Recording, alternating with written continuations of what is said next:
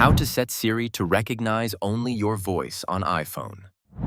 Open the Settings app on your iPhone. Scroll down and tap Apple Intelligence and Siri, or it may just say Siri and Search depending on your iOS version. Tap Talk or Type to Siri. If one of the first two options is already enabled, turn it off. Now select either Siri or Hey Siri. Either option works. Tap Continue to begin setting it up for your voice only. Follow the on-screen prompts by saying commands like, Siri, how's the weather? Hey Siri, send a message. Siri, set a timer for 3 minutes. Hey Siri, get directions home. And Siri, play some music. When you're finished, tap OK to save the setup. Siri is now trained to respond only to your voice.